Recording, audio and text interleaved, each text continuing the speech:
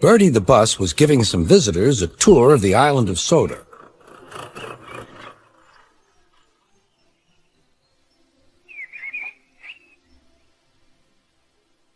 It was their last afternoon, and Edward was preparing to take them to meet Bill and Ben.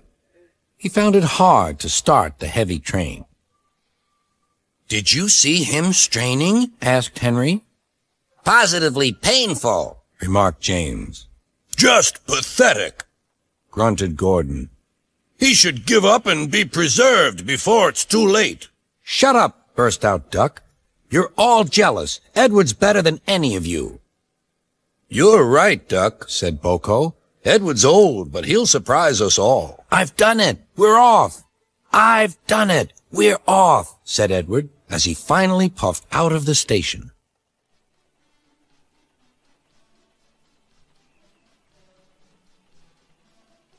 Bill and Ben were delighted to see the visitors. They loved being photographed. Later, they took the party to the China Clay Works in a brake van special.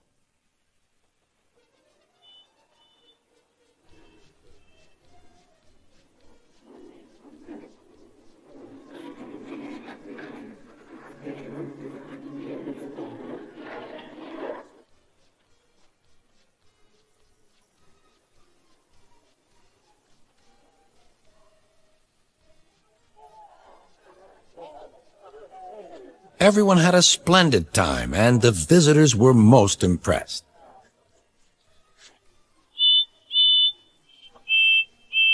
Then Edward took the visitors home.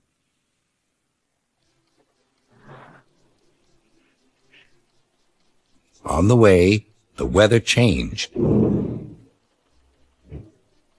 Wind and rain buffeted Edward. His sanding gear failed, and his fireman rode in front, dropping sand on the rails by hand. Suddenly, Edward's wheels slipped fiercely, and with a shrieking crack, something broke. The crew inspected the damage. Repairs took some time. "One of your crank pins broke, Edward," said his driver. "We've taken your side rods off. Now you're like an old-fashioned engine." "Can you get these people home? They must start back tonight." "I'll try, sir," promised Edward. Edward puffed and pulled his hardest, but his wheels kept slipping, and he could not start the heavy train. The passengers were anxious. The driver, fireman, and conductor went along the train, making adjustments between the coaches.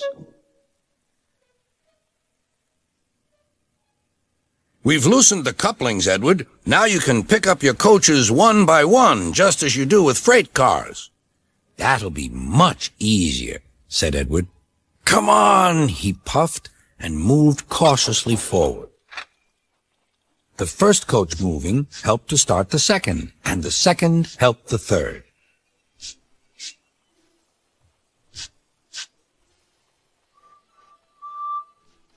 "I've done it! I've done it!" puffed Edward. "Steady, boy," warned his driver. "Well done, boy! You've got them! You've got them!" And he listened happily to Edward's steady beat as he forged slowly but surely ahead.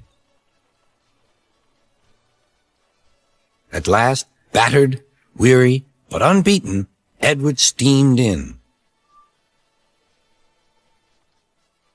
Henry was waiting for the visitors with the special train. Beep! Beep!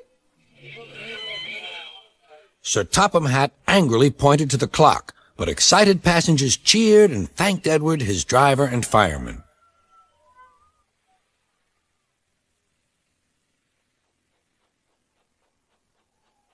Duck and Boko saw to it that Edward was left in peace. Gordon and James remained respectfully silent.